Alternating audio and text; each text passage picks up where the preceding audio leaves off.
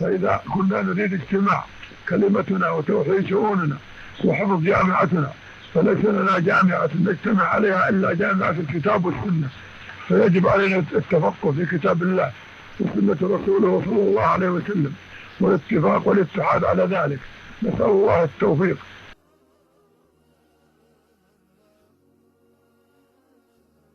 في البداية في الحقيقة أود أن أحمد الله سبحانه وتعالى.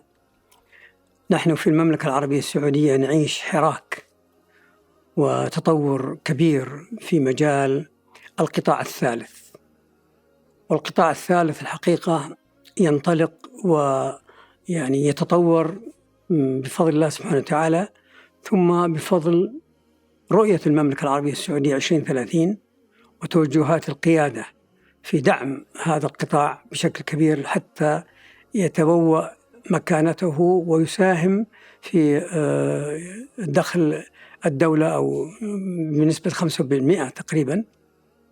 جمعية البرهان لخدمة السنة والقرآن هي جمعية أهلية غير ربحية تهدف إلى خدمة القرآن الكريم والسنة النبوية على صاحبها أفضل الصلاة وتم التسليم من خلال البحث العلمي ومن خلال البرامج أو التطبيقات التعليمية، بحيث أنها تطلق مبادرات نوعية ابتكارية وبرامج متخصصة، وتحاول أن تقوي الشراكات الفاعلة بين المؤسسات والجمعيات وأي جهات أخرى داعمة لهذه الجمعية. فكان الحديث حول هذه الجمعية منطلق من أعمال جليلة موجودة. رأينا أن تكون هذه الأعمال الجليلة الموجودة تنطوي تحت قبة هذه الجمعية. المملكة كلها، المملكة العربية السعودية، شرفها وعزها خدمة كتاب الله. إمام الدولة وولي أمرها متسمي خادم الحرمين الشريفين، ومن خدمة الحرمين الشريفين نخدم كتاب الله. فالجمعية تهدف خدمة كل الشرائح وكل المجالات. فنعتقد بل نرى ونعمل نحن على أن تكون خدمة الجمعية لملايين البشر وليس ألوف البشر إن شاء الله تعالى. نهدف في جمعية البرهان لخدمة السنة والقرآن إلى أولاً تعزيز الثقافة الداعمة للاهتمام بعلوم القرآن والسنة. ثانياً تنمية قدرات المتخصصين والمهتمين ومعارفهم بعلوم القرآن والسنة.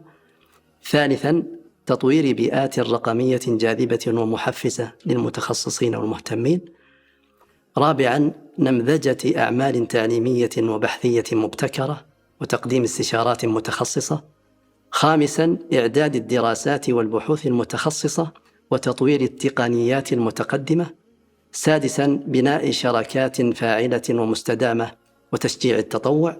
سابعاً تطوير البنية المؤسسية. عندما طرقنا باب المركز الوطني لتأسيس هذه الجمعية رحب المركز الوطني مشكوراً، ولكنه أشار إلى أيضا لا بد من جانب فني. فنحن رأينا أن هذه الجوانب الفنية والمجالات الإبداعية في الذكاء الاصطناعي وفي الإعجاز العلمي أقرب ما له مدينة الملك عبد العزيز للعلوم والتقنية، لأنها أيضا تعنى بالعلم والبحث العلمي والتقنية وما يتعلق به.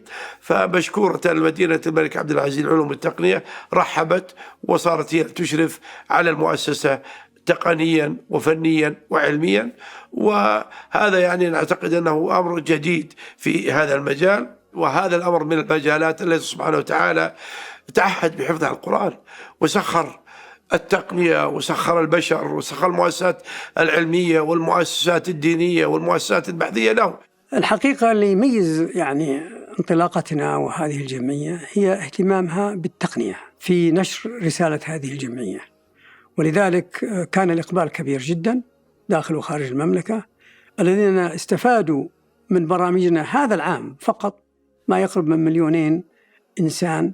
أنا أعتقد أنه يعني توظيف التقنية والذكاء الاصطناعي في تحقيق الأهداف التي تطمح إليها الجمعية هي من الأساسيات التي أولتها الجمعية. من برامج جمعية البرهان برنامج مدكر، وهو يعنى بإيصال معاني المفردات الغريبة في القرآن الكريم من خلال تطبيق ميسر ومسهل تقني، ويخدم المستفيدين بعدة لغات بفضل الله سبحانه وتعالى. تطبيق سالم لأطفالنا، ويعنى بالطفل حتى يبلغ سن 8 سنوات يعلمه الحروف، وينتهي بتعليم سورة الفاتحة بأسلوب شيق وسهل. من برامج الجمعية قاعدة البرهان للمعلومات القرآنية، فأي بحث أو كتاب يصدر متعلق بالقرآن الكريم والسنة النبوية نحاول أن نقف عليه وأن نضع له مختصرا بحيث يفيد الباحث إذا جاء يبحث في أي معلومة متعلقة بالقرآن والسنة يصل إليها. وحتى نستهدف اللغة الإنجليزية، فأي كتاب أو مقالة أو بحث يصدر باللغة الإنجليزية متعلق بالقرآن الكريم أو السنة النبوية نحاول أن نضع له مختصرا بحيث أن الباحث لو أراد الوصول إلى أي معلومة يصل إليها من خلال هذه القاعدة.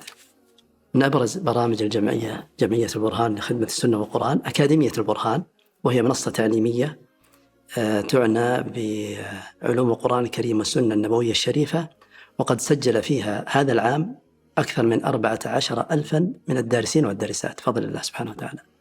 في خضم الآن الأفكار اللي تطرح أكثرا، أنا أعتقد يعني هناك مسؤولية كبيرة لأن تدعم مثل هذه الأفكار أو هذه يعني المنهجية في يعني مراجعتنا للقرآن وتفسيره وتدبره والتعلم يعني من أسراره الكثيرة والمعجزات التي فيه والإعجاز الذي موجود في هذا القرآن. نحن لا بد لنا أن ننهض بها لإبرازها، فكثير من الناس متعطشين لهذا الشيء. فأنا أعتقد أنه مثل هذه البرامج تحتاج إلى دعم ووقوف من أهل الخير والمحبين إلى الله ورسوله.